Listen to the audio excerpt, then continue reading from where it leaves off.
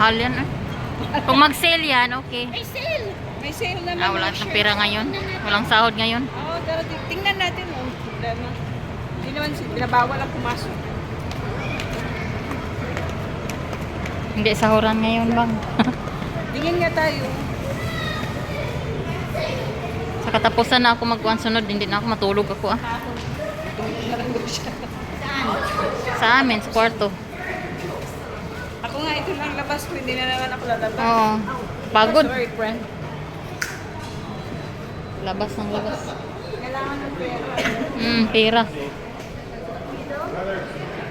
Hanggang video na lang tayo dito mga bro. Hanggang video na lang tayo kasi mga branded dito.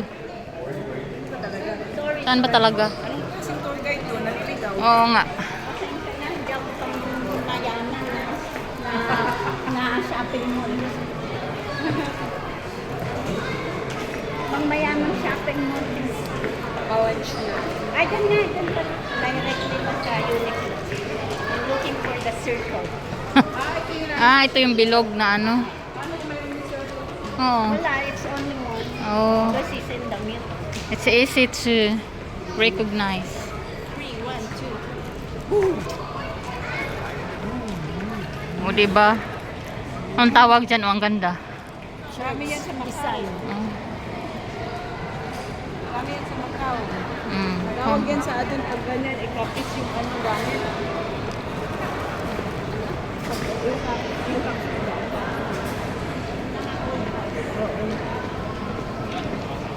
St. Laurent. Hindi ka pala pwedeng magpuntang Macau. Sino? Bakit? Kasi limited lang yung oras mo. Ay, hindi. Dire-diretso Hindi sa- pwede. Sa July pwede, kaya walang amo. Yun yung Suhay Macau, yun yung sinasabi mong bridge. Next month, may start na naman. Ano na yun? Ano kayo bang magpunta doon? Anong oras? Alas 7. Galing dito. Nagising kami, kailangan alas 7, alas 8 nandun. Oh, tapos uwi kayo.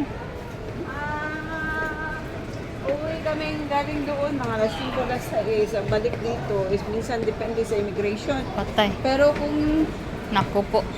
hindi ka naman mag-i-exit, Mm. magsaswipe ka lang ng Hong Kong ID sa ano, Mm. makakalabas ka agad. Mm. Pero kung mag-ano ka, friend, magpatatak ka for exit. Balik na ba tayo?